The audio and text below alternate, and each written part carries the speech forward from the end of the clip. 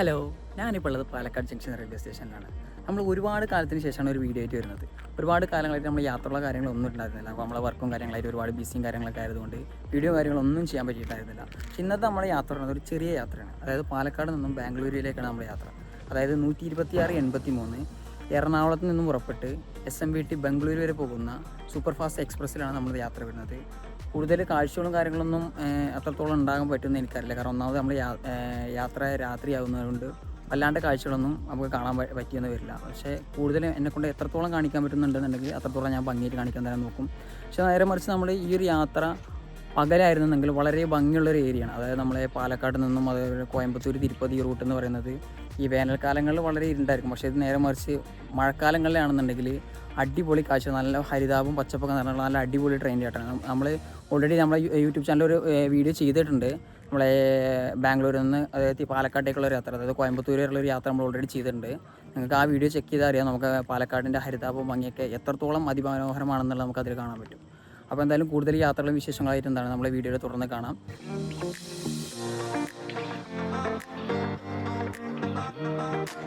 അങ്ങനെ നമ്മളെ train Palakkad junction railway സ്റ്റേഷനിൽ എത്തിയിട്ടുണ്ട്. അപ്പോൾ നമ്മളെ സീറ്റ് വരുന്നത് ലോവറിലാണ്. അപ്പോൾ നമുക്ക് ഈ സീറ്റും കാര്യങ്ങളൊക്കെ ഇവിടെ നിന്നുള്ളത് പോയി ചെക്ക് ചെയ്ത് നോക്കാം.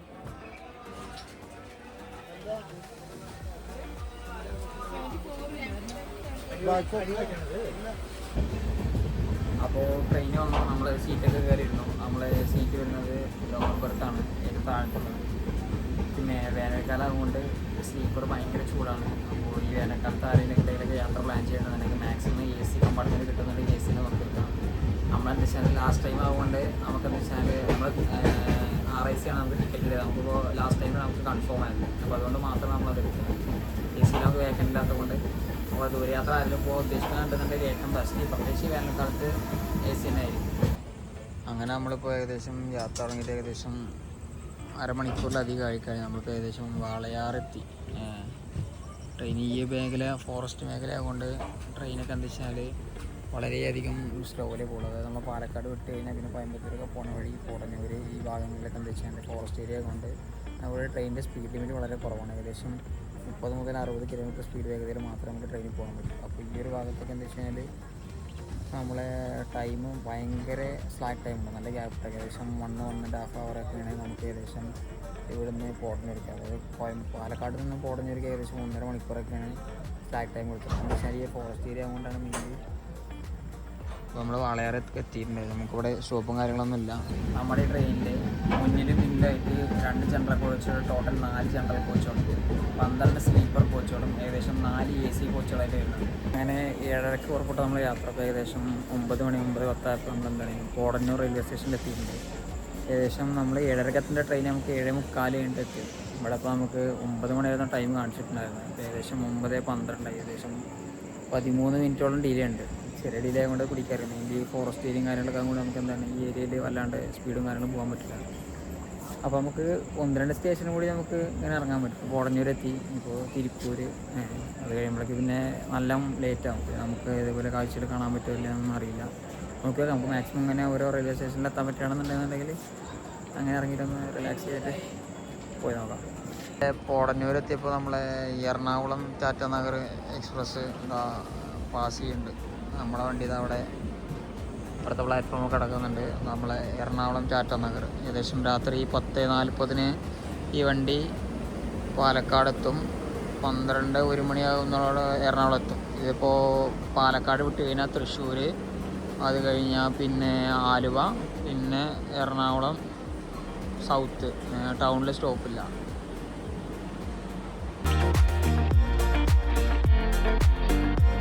അങ്ങനെ പുലർച്ചെ 4 മണിയായിട്ടുണ്ട്. നമ്മൾ ഏകദേശം ഓൺ ടൈമിൽ തന്നെ എന്താണ് നമ്മുടെ ബാംഗ്ലൂർ റെയിൽവേ സ്റ്റേഷനിൽ ഇവിടെ എത്തിയിട്ടുണ്ട്.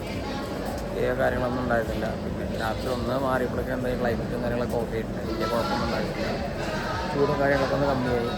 എന്നാലും രാത്രി എങ്ങോട്ടെങ്കിലും യാത്ര ഉണ്ടെന്നുണ്ടെങ്കിൽ ഈ സമയത്ത് ഉണ്ടെന്നുണ്ടെങ്കിൽ നമുക്ക് AC തന്നെ ആയിരിക്കും ബെറ്റർ. ഞാനിപ്പോൾ ഉള്ളത് KSR ബംഗളൂരു റെയിൽവേ സ്റ്റേഷനിലാണ്. കഴിഞ്ഞ ദിവസം നമ്മൾ പാലക്കാട് നിന്ന് പുറപ്പെട്ട യാത്ര ഇപ്പോൾ ബാംഗ്ലൂരിൽ എത്തിയിരിക്കുകയാണ്. കഴിഞ്ഞ ദിവസം രാവിലെയാണ് നമ്മൾ എന്താണ് SMVT ബാംഗ്ലൂരിൽ എത്തിയത്. പക്ഷേ ഇന്ന് നമ്മൾ പോകാൻ പോകുന്നത് KSR ബാംഗ്ലൂർ റെയിൽവേ സ്റ്റേഷൻ എന്നുണ്ട് ദ റിയൽ KGF, അതായത് നമ്മൾ റോക്കി ബാഡ് ഇതിലൊക്കെ സിനിമയിൽ കണ്ടിട്ടുള്ളത് ദ റിയൽ KGF, അതായത് കർണാടകയിലുള്ള കോലാർ എന്ന് പറയുന്ന സ്ഥലത്തേക്കാണ് നമ്മൾ പോകാൻ പോകുന്നത്. നമ്മൾ പോകാൻ പോകുന്ന ട്രെയിൻ ഏകദേശം 66,591, അതായത് KSR ബാംഗ്ലൂരിൽ നിന്നും കോലാറിലേക്കുള്ള മെമു, അതായത് ലോക്കൽ ട്രെയിനാണ്. ഒരു ദിവസം നമ്മൾ KSR ബാംഗ്ലൂരിൽ നിന്ന് ആകെ 2 ട്രെയിൻ മാത്രമുള്ള കോലാർക്കുള്ളത്. അപ്പോൾ ഈ ട്രെയിനിലാണ് നമ്മളിന്ന് പോകാൻ വേണ്ടി പോകുന്നത്. അതായത് നമ്മളിപ്പോൾ കോലാറിലുള്ള നമ്മളെ മൈനിങ് ഫാക്ടറി, അതായത് ഗോൾഡിൻ്റെ ഫാക്ടറി ഒന്നും ഇപ്പോൾ നമ്മളെ മൈനിങ് സ്റ്റേഷൻ ഇപ്പോൾ നിലവിലില്ല, നമുക്ക് അവിടേക്ക് എൻട്രി കാര്യങ്ങളൊന്നും ഇല്ല. പക്ഷേ നമ്മൾ ആ ഒരു കോലാർ ഭാഗത്തേക്ക് നമുക്ക് പോയി നമുക്ക് വിസിറ്റ് ചെയ്യാൻ പറ്റുകയാണെന്നുണ്ടെന്നുണ്ടെങ്കിൽ അവർക്ക് പോകാൻ പറ്റിയ ഏറ്റവും ബെസ്റ്റ് ട്രെയിനാണ് എന്താണ് KSR ബാംഗ്ലൂരിൽ നിന്ന് രാവിലെ 8:25 എടുത്തിട്ട് ഏകദേശം 12:30-12:45 ഉച്ചയോട് കൂടിയിട്ട് അവിടെ എത്തുന്ന ഒരു ലോക്കൽ ട്രെയിൻ മെമുവാണ് നമ്മൾ ഇന്ന് പോകാൻ വേണ്ടി പോകുന്നത്. നമ്മൾ റെയിൽവേ സ്റ്റേഷനിൽ ഏകദേശം 156 കിലോമീറ്ററോളുണ്ട് നമ്മളെ കോലാർ എന്ന് പറയുന്നത് KGF എന്ന് പറയുന്ന നമ്മുടെ സ്ഥലത്തേക്ക്. ഏകദേശം 1880-കളിൽ മൈനിങ് സ്റ്റാർട്ട് ചെയ്തത് ഏകദേശം 2001 തുടക്കത്തോട് കൂടിയിട്ട് എന്തായാലും നമ്മൾ മൈനിങ് ഒക്കെ സ്റ്റോപ്പ് ചെയ്ത് വെച്ചിട്ടുണ്ട്. അപ്പോൾ നമ്മളിന്ന് എന്തായാലും ആ ഒരു ട്രെയിനിലാണ്, അതായത് ഏകദേശം ഞാൻ പറഞ്ഞ പോലെ KSR ബാംഗ്ലൂരിൽ നിന്ന് കോലാറിലേക്കുള്ള ആ ഒരു ട്രെയിനിലെ ജേണിയാണ് നമ്മളിന്ന് കാണിക്കാൻ വേണ്ടി പോകുന്നത്. ഞാൻ കോലാർ വരെ പോകുന്നുണ്ട്, പക്ഷേ നമ്മളെന്താ വെച്ചാൽ നമുക്ക് പോകുന്ന വഴി നമ്മൾ ചിന്താമണി എന്നൊരു സ്റ്റോപ്പിൽ ഇറങ്ങിയിട്ട് അവിടെ നിന്ന് കുറച്ച് നമുക്ക് 1-2 കാര്യങ്ങൾ ചെയ്യാനുണ്ട്. അത് കഴിഞ്ഞിട്ടാണ് നമ്മൾ എന്താണ് കോലാർ എന്ന് പറഞ്ഞ സ്ഥലത്തേക്ക് പോകുന്നത്. അപ്പോൾ അവിടുന്ന് നമ്മൾ ബൈ റോഡ് വഴി ട്രെയിനോ അല്ലെങ്കിൽ മേ ബി ട്രെയിൻ അല്ലാന്നുണ്ടെങ്കിൽ ബസ് അങ്ങനെ എന്തെങ്കിലും കാര്യം നമ്മൾ ചൂസ് ചെയ്യാൻ ഉണ്ടാകുന്നത്. അപ്പോൾ അവിടുത്തെ നമ്മുടെ സിറ്റുവേഷൻസ് പോലെ മേ ബി നമ്മുടെ ട്രെയിനിൻ്റെ അവൈലബിലിറ്റി ഞാൻ പറഞ്ഞത് ഈ റൂട്ടിൽ ഓൾറെഡി 2 ട്രെയിൻ മാത്രമുള്ളതുകൊണ്ട് അപ്പോൾ ട്രെയിനിൽ പോക്ക് പറഞ്ഞാൽ നമുക്ക് അത്ര നമ്മുടെ ടൈമിങ്ങും കാര്യങ്ങളും മാത്രം ഓക്കെ ആയിരിക്കുമെന്ന് തോന്നുന്നില്ല. എന്നാലും നമ്മളെ ഇവിടുന്ന് കോലാർ വരെ പോകാൻ ആരെങ്കിലും പ്ലാൻ ചെയ്യുന്നുണ്ടെന്നുണ്ടെങ്കിൽ, അതായത് രാവിലെ എന്താണ് KSR ബാംഗ്ലൂർ റെയിൽവേ സ്റ്റേഷനിൽ എത്തുന്ന ലെവലിൽ വന്നിട്ട് ഇവിടുന്ന് പോകുമായിരിക്കും ഏറ്റവും ബെസ്റ്റ്. അല്ലാണ്ട് ബൈ റോഡ് വഴി പോകാൻ നിൽക്കുകയാണെന്നുണ്ടെങ്കിൽ നമുക്കെന്താ വെച്ചാൽ ട്രാഫിക്കും കാര്യങ്ങളൊക്കെ നമുക്ക് ബാംഗ്ലൂരിൽ അറിയില്ല, അപ്പോൾ അത്രയും ഒരു റിസ്ക്കും കാര്യങ്ങളൊക്കെ ആയിരിക്കും.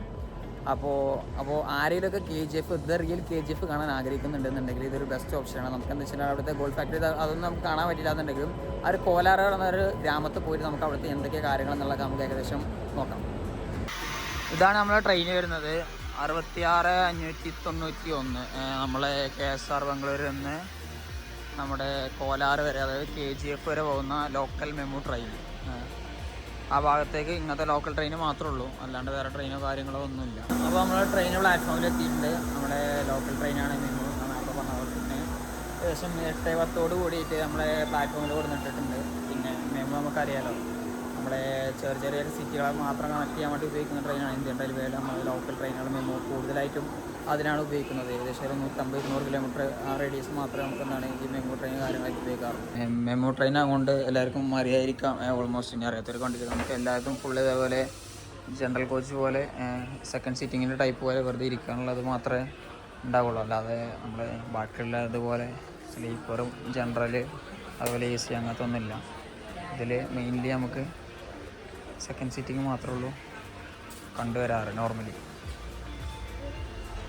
നമ്മളെ ചെന്നൈ ഭാഗത്തൊക്കെ പോയി കഴിഞ്ഞാൽ ഇതിൻ്റെ ഒരുപാട് വണ്ടികളുണ്ട്. അപ്പോൾ നമ്മുടെ ട്രെയിൻ ഇവിടുന്ന് പുറപ്പെട്ടിട്ടുണ്ട്. ഇനി അടുത്ത സ്റ്റേഷൻ വരുന്നത് ബംഗളൂരു കണ്ടോൺമെൻറ്റ് റെയിൽവേ സ്റ്റേഷനാണ്. ഏകദേശം ഇവിടുന്ന് 4 കിലോമീറ്റർ ഉണ്ട്. 4 കിലോമീറ്റർ കഴിഞ്ഞിട്ടാണ് അടുത്ത സ്റ്റോപ്പ്. അതായത് നമ്മൾ ലോക്കൽ ട്രെയിൻ ആകുമ്പോൾ നമ്മൾ പോലെ ഓരോ 4 കിലോമീറ്റർ 5 കിലോമീറ്റർ 10 കിലോമീറ്റർ ഇങ്ങനെ ഗ്യാപ്പ് ഇട്ട് ചെറിയ അതായത് ഓൾമോസ്റ്റ് എല്ലാ സ്റ്റേഷനിലും നമ്മുടെ ട്രെയിൻ സ്റ്റോപ്പ് ഉണ്ടാവും. നമ്മളെ മെയിൻ ട്രെയിനിൽ പോകുമ്പോഴുള്ള പോലെ കാണുന്നത് നമ്മളെ ലോക്കൽ സ്റ്റേഷൻസിലൊക്കെ കംപ്ലീറ്റ് എല്ലാത്തിലും വണ്ടി നിർത്തിയിട്ടാക്കാനും പോവാം. പിന്നെ അതിൻ്റെ ഡ്യൂറേഷൻ എന്ന് വെച്ചാൽ മറ്റേ നമ്മുടെ ട്രെയിനുകളെ പോലെ 5 മിനിറ്റ് അങ്ങനെ ഉണ്ടാവില്ല. ഏകദേശം ഒരു മിനിറ്റ് അത്രയൊക്കെ തന്നെ ഹാൾട്ട് ഉണ്ടാവും. ജസ്റ്റ് ഒന്ന് നിർത്തും, ജസ്റ്റ് ഒന്ന് ആളിറങ്ങാൻ കയറാനുള്ള ഒരു ടൈം എന്നുള്ള ലെവലിൽ മാത്രം. അപ്പോൾ അതിനനുസരിച്ചിട്ട് നമ്മളെന്താ വെച്ച് കഴിഞ്ഞാൽ വീഡിയോ കാണിക്കാം. അങ്ങനെ ഏകദേശം 4 കിലോമീറ്റർ അടുത്തപ്പോഴൊക്കെയാണ് ഏകദേശം 5 മിനിറ്റ് അത്ര ദൂരം തന്നെ ഉള്ളൂ. നമ്മളെ ബംഗളൂരു കണ്ടോൺമെൻറ്റ് റെയിൽവേ സ്റ്റേഷനിലേക്ക് നമ്മൾ ട്രെയിൻ എത്തിയിട്ടുണ്ട്. ഏകദേശം ഇവിടെ ഒരു 2 മിനിറ്റ് മാത്രമേ നമുക്ക് ഇവിടെ സ്റ്റോപ്പ് ഉണ്ടാവുള്ളൂ. അതുകൊണ്ട് ഇറങ്ങണോ കാര്യങ്ങളോ അങ്ങനത്തെ ഒന്നുമില്ല. എന്തായാലും ഇപ്പോൾ ഇവിടുന്ന് മുതലൊക്കെ അത്യാവശ്യം തിരക്കും കാര്യങ്ങളൊക്കെ റഷ് എന്തായാലും ഉണ്ടാവും. ഒന്നാണ് ബൈപ്പനഹള്ളി, മാലൂർ, വൈറ്റ്ഫീൽഡ് തുടങ്ങിയവ. അങ്ങനെയുള്ള ബൈപ്പനഹള്ളിയിലാണ് നമ്മളിപ്പോൾ എത്തിയിരിക്കുന്നത്.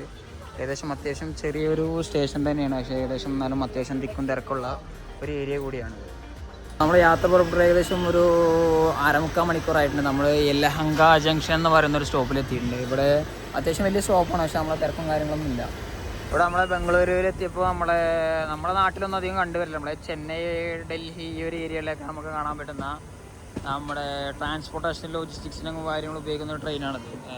ഈ ഒരു ഭാഗത്തൊക്കെ നമ്മൾ ബാംഗ്ലൂർ, ചെന്നൈ ഭാഗത്തൊക്കെ നമ്മൾ ഈ ട്രെയിൻ കൂടുതലായിട്ട് കണ്ടുവന്നിട്ടുണ്ട്. നമ്മുടെ ഈ ഏരിയകളിലും കാര്യങ്ങളൊക്കെ ഈ ട്രെയിനിൻ്റെ അവൈലബിലിറ്റി കുറവാണ്. കാരണം നമ്മളെ കേരളത്തിൽ സൗത്ത് ഇന്ത്യൻ്റെ തന്നെ കേരളത്തിലാണെന്നുണ്ടെങ്കിലും ഞാനധികം അങ്ങനെ കണ്ടിട്ടില്ല. നിങ്ങളാരെങ്കിലും കണ്ടിട്ടുണ്ടെന്നുണ്ടെങ്കിൽ താഴെ ഒന്ന് കമൻറ്റ് ചെയ്യും. നമ്മളേകദേശം ബാംഗ്ലൂരിൽ നിന്ന് ഏകദേശം ഒരു 10-15 കിലോമീറ്റർ ഇപ്പുറത്തേക്ക് പോകുന്നപ്പോൾ തന്നെ നമ്മളെ ബാംഗ്ലൂരിൻ്റെ ക്ലൈമറ്റ് മൊത്തത്തിൽ മാറി. അതായത് നമ്മളെ ബാംഗ്ലൂർ മൊത്തം എല്ലാവരുടെയും ഒരു കാഴ്ചപ്പാടിൽ മുഴുവൻ തിക്കും തിരക്കും എന്നുള്ളൊരു ഏരിയയിൽ നിന്ന് മാറിയിട്ട് പക്കാ ഒരു ഉൾനാടൻ പ്രദേശങ്ങളിലേക്ക് എത്തിയിട്ടുണ്ട്. ഇവിടുത്തെ കാഴ്ചകളൊക്കെ നോക്കുകയാണെന്നുണ്ടെങ്കിൽ കുറേ ഉണങ്ങിക്കിടക്കുന്ന കുറേ കാടുകളും അതുപോലുള്ള ഏരിയാസാണ്. കുറേ ഈ ഒരു ഭാഗത്തേക്ക് നോക്കുകയാണെങ്കിൽ ഇൻഡസ്ട്രിയൽ ഏരിയാസ് ഒരുപാട് കാണുന്നുണ്ട്. പിന്നെ എന്താ വെച്ചാൽ വരണ്ട കുറേ ഭൂമികൾ, അങ്ങനത്തെ ഒരുപാട് ഏരിയാസും കാര്യങ്ങളൊക്കെയാണ് നമ്മുടെ ഈ ഭാഗത്തുനിന്നുള്ളത്. ഇനി അങ്ങോട്ട് നമ്മൾ പോകുന്നിടത്തോളം ഏകദേശം നമ്മൾ ഇതുപോലെ ജനവാസ മേഖലകൾ കുറഞ്ഞ ഒരു ഏരിയ ആയിട്ടാണ് നമ്മൾ കണ്ടുവരുന്നത്. ഏകദേശം അല്ലേ ഒരുപാട് കാണുമ്പോൾ തന്നെ ഇവിടെയൊക്കെ എന്താ വെച്ചാൽ വളരെയധികം കുറവാണ്, ആൾ താമസം കുറവുള്ള ഒരു ഏരിയ പോലെ നമുക്ക് കണ്ടിട്ട് തോന്നുന്നത്. അവിടെയും ഇവിടെയൊക്കെ ആയിട്ട് കുറച്ച് വീടുകളും കാര്യങ്ങളുണ്ടെന്നല്ലാതെ ബാക്കിയൊക്കെ ഓൾമോസ്റ്റ് ഒരു പ്ലെയിൻ ആയിട്ടുള്ള ഏരിയ മാത്രമാണ് ഇവിടെയൊക്കെ. കർണാടകയിലെ ഏറ്റവും പഴക്കമേറിയ പേരുകേട്ട ജില്ലകളിലൊന്നാണ് നമ്മുടെ ഈ പറയുന്ന കേച്ചി. ഒരു കാലത്ത് ഇന്ത്യയുടെ സ്വർണ്ണഖനനത്തിൻ്റെ ഏറ്റവും പേരുകേട്ട ജില്ല. അതായത് ഇപ്പോൾ സ്വർണ്ണഖനികൾ അടച്ചുപൂട്ടിയെങ്കിലും അതിൻ്റെ ചരിത്രവും തിരുശേഷിപ്പുകളും ഇന്നും അവിടെ അവശേഷിക്കുന്നുണ്ട്. നമ്മുടെ KGF എന്ന് പറയുന്നത് കർണാടകയിലെ ഏറ്റവും പഴക്കമേറിയ ജില്ലകളിലൊന്നാണ്. ഒരു കാലത്ത് ഇന്ത്യയിലെ സ്വർണ്ണഖനികൾക്ക് ഏറ്റവും പ്രശസ്തിയും പേരും കേട്ടിട്ടുള്ളതാണ്. അതായത് നമ്മുടെ ഇന്ത്യയിലെ ഒട്ടുമിക്ക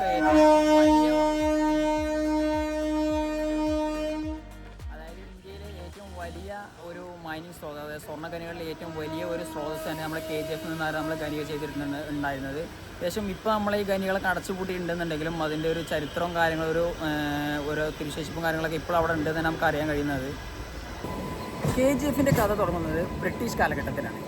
ചാമ്പ്യൻസ് റീഫ് എന്ന മൈൻ ലോകത്തിലെ ഏറ്റവും ആഴമേറിയ മൈനുകളിലൊന്നായിരുന്നു നമ്മുടെ KGF. ഇവിടെ ജോലി ചെയ്തിരുന്നവരുടെ ജീവിതം വളരെ കഠിനവും അതുപോലെ വളരെ ബുദ്ധിമുട്ടേറിയതുമായിരുന്നു. ഇവരുടെ ഈ ജീവിതമാണ് നമ്മുടെ KGF എന്ന സിനിമകളെ പോലുള്ള ഒരുപാട് സിനിമകൾ അതുപോലെ സ്റ്റോറികൾക്കൊക്കെ പ്രചോദനമായി മാറിയിട്ടുള്ളത്.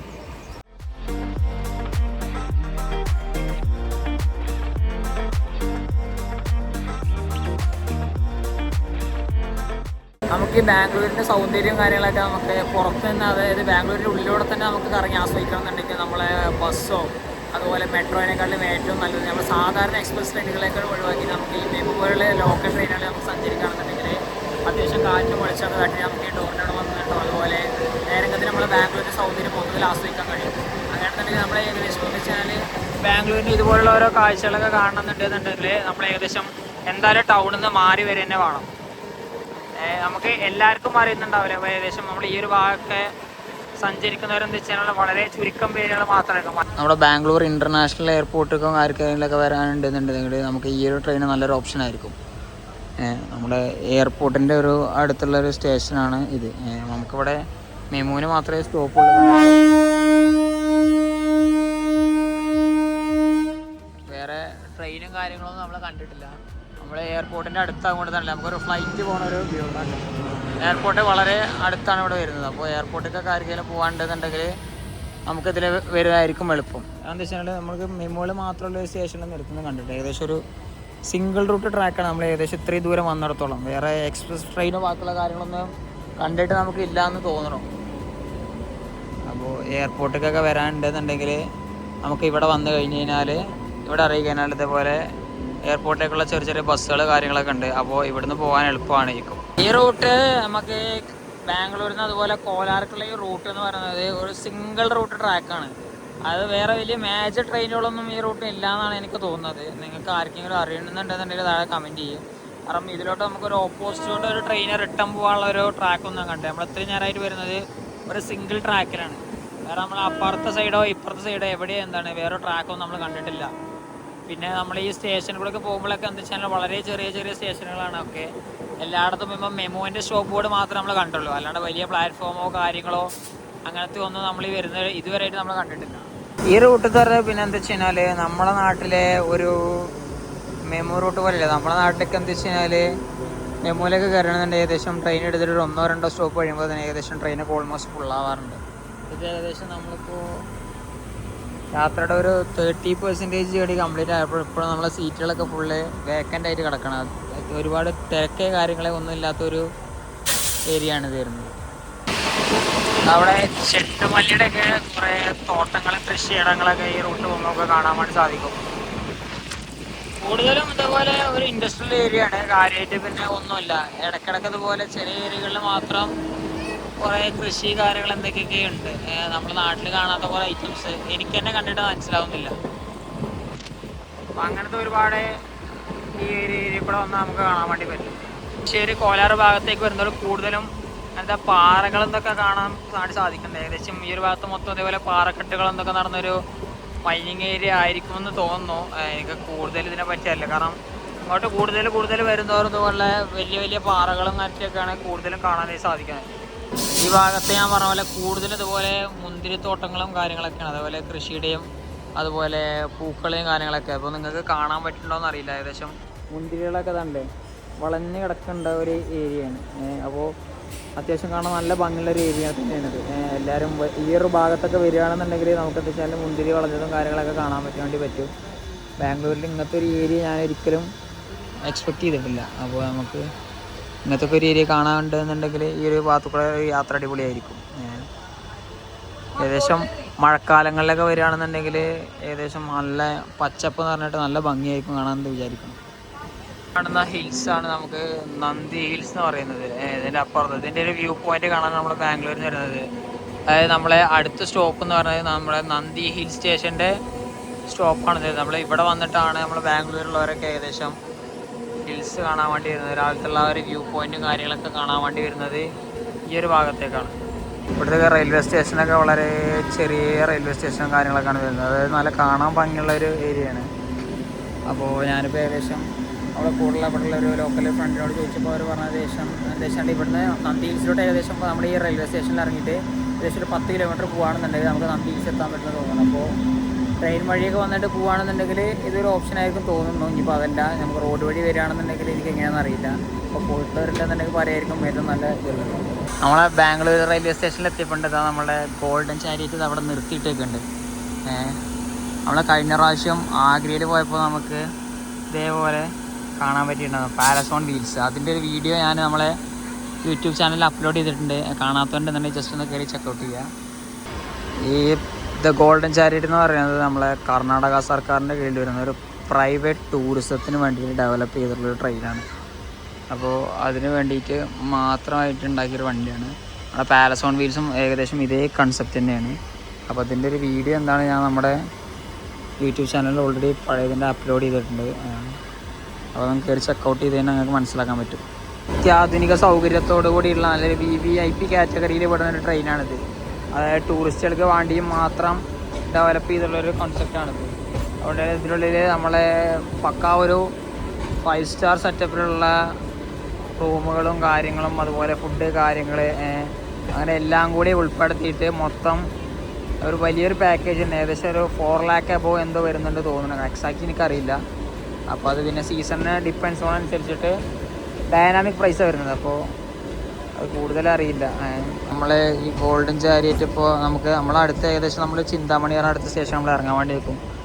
അതിൻ്റെ മുമ്പുള്ളൊരു സിദ്ല ഘട്ട എന്ന് പറഞ്ഞൊരു സ്റ്റേഷനാണ് ഇപ്പോൾ ഇവിടെ കൊണ്ട് നിർത്തിയിട്ടുള്ളത്. അങ്ങനെ നമ്മൾ ചിന്താമണി പറഞ്ഞ റെയിൽവേ സ്റ്റേഷനിൽ എത്തിയിട്ടുണ്ട്. ഇവിടുന്ന് ഇനി കോലാർക്ക് ഏകദേശം ഒരു 6 സ്റ്റോപ്പും കൂടി ഉണ്ട് നമ്മൾ ബൈ ട്രെയിനാണ്. പക്ഷേ നമ്മളിവിടെ ഇറങ്ങുന്നത് കൊണ്ട് ഇനി അങ്ങോട്ടുള്ള ട്രെയിൻ ജേണി നമ്മളതിനുണ്ടാവില്ല. നമ്മളിനി കോലാറ് പോകുന്നുണ്ട്, പക്ഷേ നമ്മളത് ബസ്സിലായിരിക്കും. അപ്പോൾ നമ്മൾ മേ ബി ട്രെയിനിലോ അല്ലെങ്കിൽ ബസ്സിലോ പോകേണ്ടതുണ്ടെന്നുണ്ടെങ്കിൽ ആ ഒരു ജേണി കൂടി നമ്മൾ ഇൻക്ലൂഡ് ചെയ്യും.